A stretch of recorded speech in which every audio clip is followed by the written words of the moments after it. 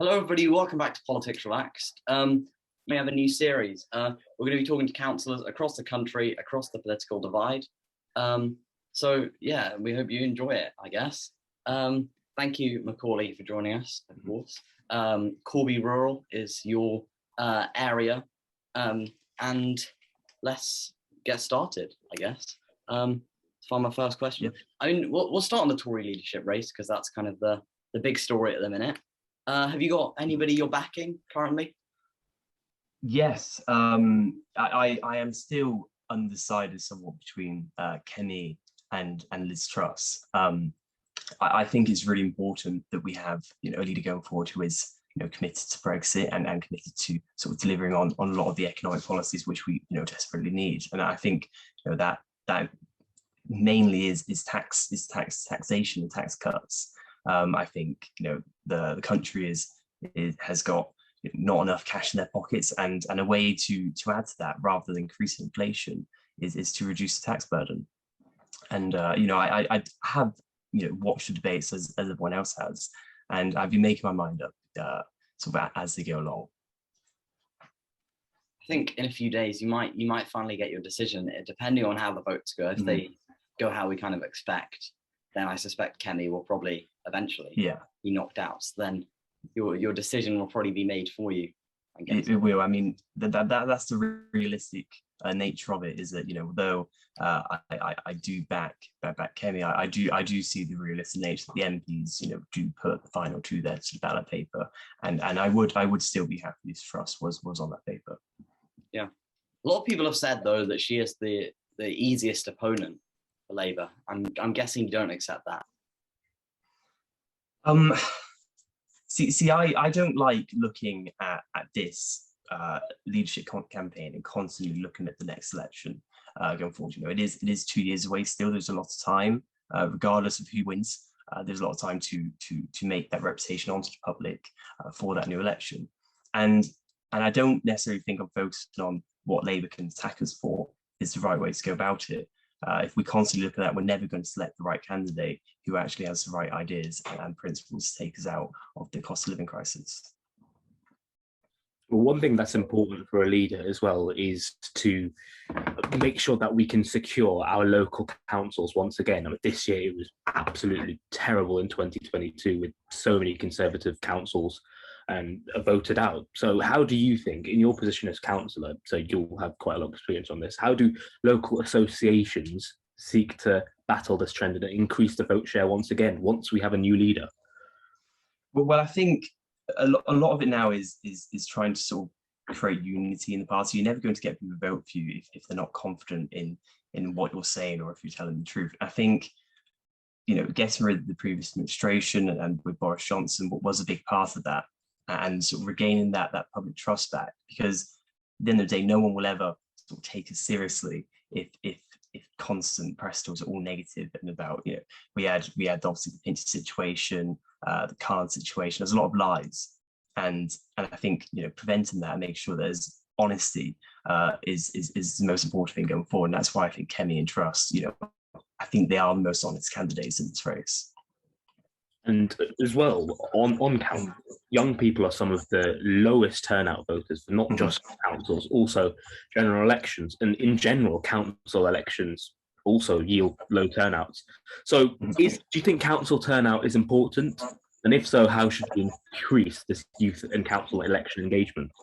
Well, the local elections I got elected in last year, in 2021 May, that they were one of the most well-turned-out local elections we'd had in Corby in Northamptonshire. And I think one of the reasons for that was, and like yourselves, during lockdown, you obviously set up this podcast and had a lot of time to talk about things.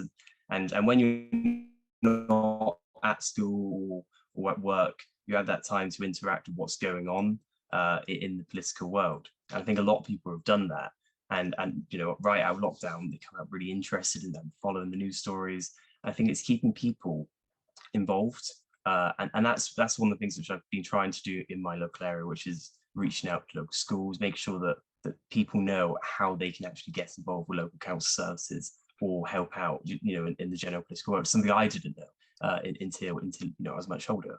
So I think making sure that those opportunities are available to people is the best way to make young people want to care about politics, because there's no incentive for them. It's somewhat, it might appear somewhat boring to a lot of people, and that's why you've got to sensitize that. Yeah, I'm interested in talking about the voter ID law that was brought in recently. Do you think it's going to affect, obviously it's going to affect the next election. How do you think it will? And would you support it? Because a lot of people have said it's going to stop people from turning out. Well, I did support the voter ID going forward. One of my main things was I carry my my ID to go and buy a lottery ticket yesterday. It's something we all have to do, and just carry ID identification around. I don't see why going to vote, which is it's a very democratic and important thing which everyone should be doing, and ensuring that people are voting legally. We're ensuring people buy lottery tickets or wear energy drinks legally and being ID'd for that. I don't really see the argument against having it with voting. It seems unnecessary. There are a lot of people though that don't have ID and will have to get them from their councils and get special ones just for elections, and that is a barrier to entry. Do you think that this is why I do think that if you are going to introduce some specific laws which are targeted at people having to either register for new identification and pay those fees, there needs to be some form of maybe subsidization there, so that people can, people that might not be able to afford the £40 application fees or whatnot, have some sort of process where they can apply for funding. Because you are right, it would be wrong to introduce law which some people physically can't get past. One question here for you, simple. Would you support further devolution and more power to local councils? Well, it's quite a weird question, because in general, I think devolution can be somewhat negative. We look at what's happened, across United Kingdom with Wales, Scotland, and Ireland, and I do think that the devolution is mainly the cause of a lot of the independent campaigns in a lot of these countries. Giving countries an ounce of power and then expecting them to not want sort of some form of independence, I think is quite ignorant. But on your point of general sort of more power to councils, I think there are a lot of ideas being thrown around about encouraging sort of local mayors and sort of empowering them with more delegated powers. And I generally think that if you go into increase the powers of anyone in local councils, there should be more involvement of councillors and of mayors within the planning system. And that's how you should tackle that. Add that more involvement into Section 106 agreements and whatnot, so that more powers are given to elected officials rather than officers. Do you see that as something that might be coming in soon? I mean, what's the latest on that?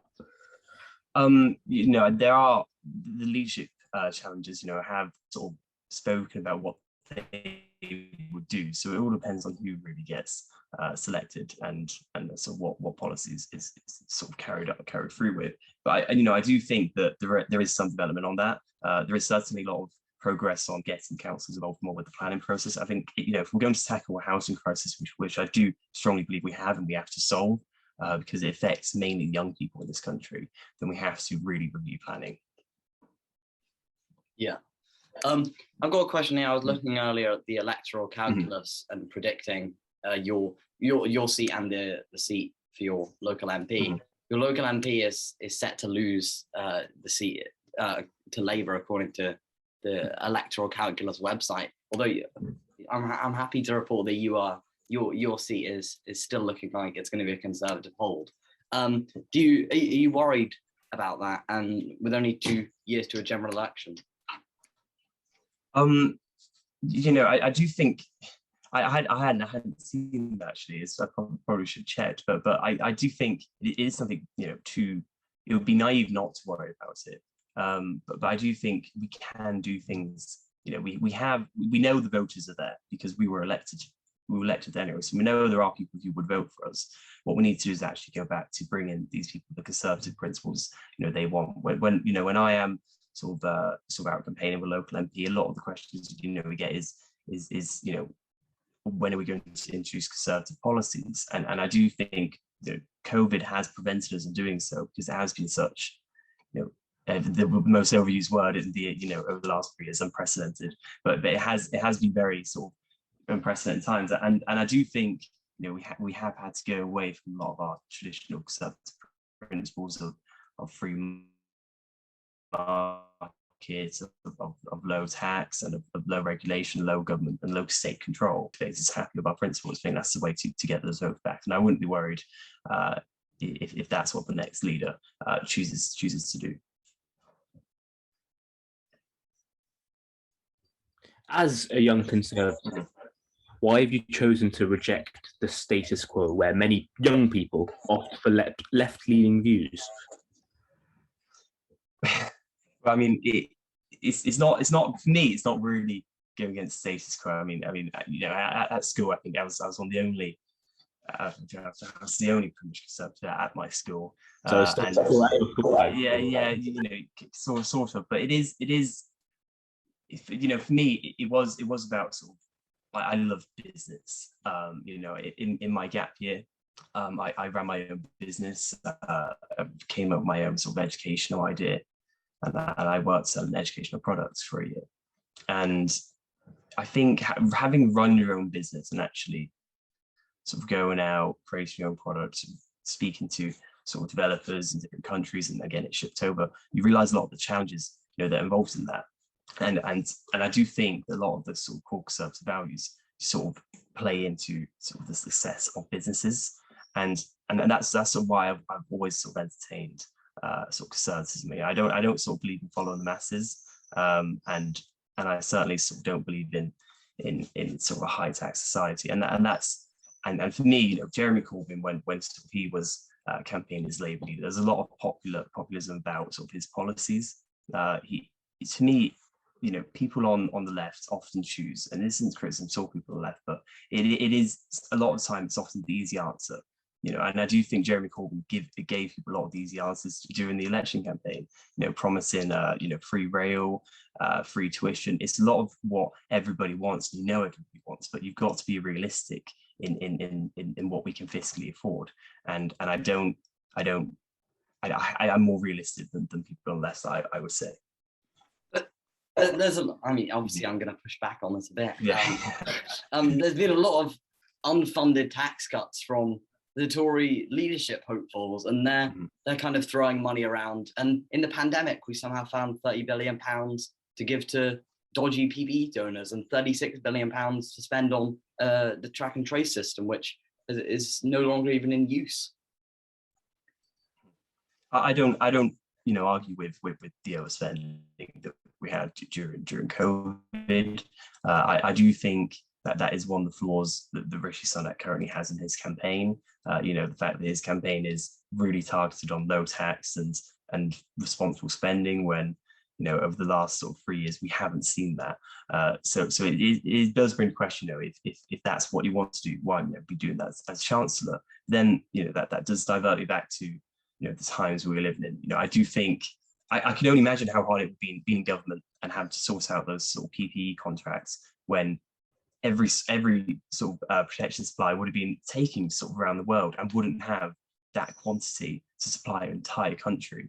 So I can understand that some money would sort of maybe lost in the process, but, you know, I do have to agree there was a lot of overspending on sort of track and trace, but ultimately, you know, you have to ask yourself, was it necessary? And I do think it probably was, and it did. If that money hadn't been spent and they were more, you know, tight with the budget, you know, might not save so many lives. Yeah, I've just thought of another question. You mentioned you set up your own business, and you mentioned Jeremy Corbyn as well. Labour obviously are now under new leadership, Keir Starmer, and Rachel Reeves has been putting a particular kind of push on Labour being a friend of business. Would you? I don't think you would, but would you accept that? I would accept that Keir Starmer is trying to hear it that way. You know, he's much more of a centralist Labour figure, and that is dangerous to Conservatives. You know, you look at the time when Labour had been successful, and it has been with figures similar to Starmer. So that, you know, would be naive to say that isn't at all worrying to some Conservatives. But But I think ultimately what a lot of business people see and a lot of people around the country see is they look back at sort of Keir Starmer doesn't speak for all Labour MPs. You know, there are MPs in Labour Party Keir Starmer quite clearly cannot sort of control, and that sort of is that Corbynite left that is still remaining there. And I don't think there will ever be harmonisation among Labour about business because of the huge divisions they have. Ultimately, disagreement with the centre for businesses to ever properly have any confidence in that government if they were able to form one. Yeah, I've got a nice final question to end on. Are you confident for the future of the Conservative Party? Well, I am. You know, I do think we have time to sort of find solutions to the problems we're all in. You know, I want to say that we will get out of the cost of living crisis and we sort of will recover with Brexit being a success. And ultimately, I do think it depends on who the MPs select. And I really hope the process goes the best way, which I think Liz Truss or Kenny coming out on top would be the best result. However, ultimately, you know, that they're all Conservatives there. They all have the right ideas, you know, behind a lot of experienced MPs and I assume some cabinet colleagues who would be experienced. So I do have confidence the right ideas will be thrown around and that we will get out of this crisis and come out on top of the next election. Thank you very much for giving up your time. Mm-hmm. If it's any solace, I think Liz Truss is going to win. I'm not happy about it. Well, maybe I am, because I think... Who would you want to win? I mean, I'm in two minds, right? Because I think I'd want Liz Truss, but this is not going to be the reason you want to hear, which is I think Labour would have the easiest time with Liz Truss, or maybe Rishi. I'd have Rishi. I have any of them, really. I think I'm just confident Labour are going to win. I like Tom, though. I like Tom. You see, I do think... Tom's an impressive candidate. I do think, you know, if Tom had more backing from MPs, I do think people taking, you know, it's just that I think a lot of people watching know that the possibility of him getting to final two isn't very likely. Yeah. But one of the things you just touched on about Liz, about not being able to win the next election, you know, I do think Liz, I think she can be quite popular, you know, in red wall seats. I do think she has the ability to do so. I liked what she had to say about education. You know, for me, you know, one of my biggest things is to make sure that you know, state supplied education is as good as it can possibly be, and that's one of the most, you know, important roles of the government. And Liz, you know, seems to understand that. And I think if she can properly level up, ensure that education across the country is what it should be, then I do think she can win over some red wall voters and get us back in the next election. Yeah, and prove you wrong. Yeah. I don't think I can deal with another election night like 2019. I don't think I have it in me to watch Labour lose another general election. So I'm hoping that Keir can do it. Mm-hmm. Were you more of a Corbynite or a Keir Starmer supporter? I'd say I sit somewhere in the middle of the two. I wouldn't say I'm kind of completely a Blairite. Neither would I'm not in the Corbyn wing of the party either. So I'm somewhere in the middle. I'm tentatively supporting Keir. I'd say is probably where I'm at. Yeah. Do you think sort of the direction he's taking the party in is the right way for Labour, or would you prefer them sort of focusing on, because a lot of sort of Labour Party members not been happy about is the response to the strikes, and Starmer, and this is one things I talk about, the vision in the party. You know, can businesses ever trust Labour when Labour MPs are going out striking on the picket lines? And that's what, you know, for you, how do you think he's handled that situation? I think he was always in a tough position, right? Because you're always going to have that side of the party which is like, we need to support all strikers every time.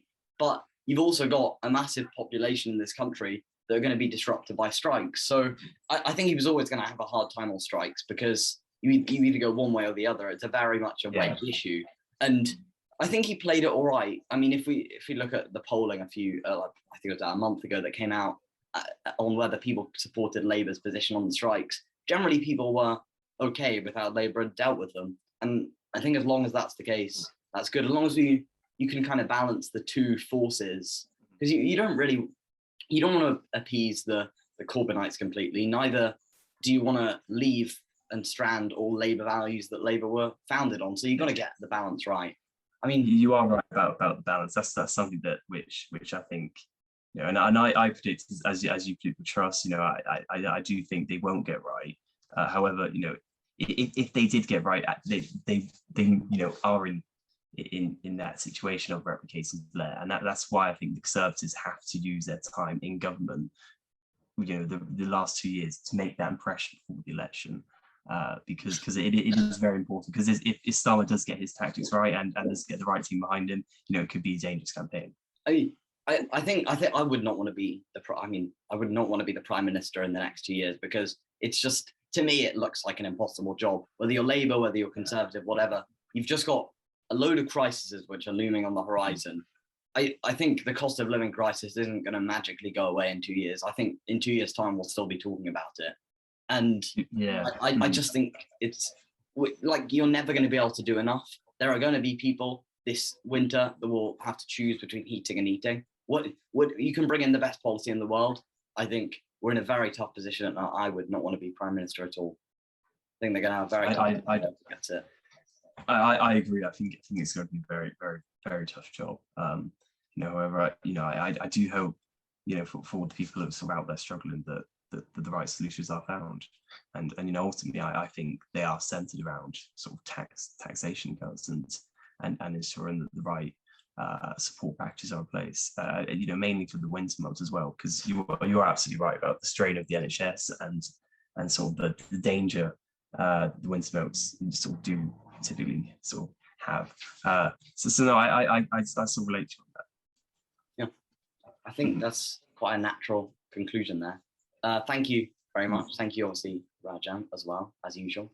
Thank you to you for watching it. Like the video and subscribe, and let's do my awkward outro. Cheers.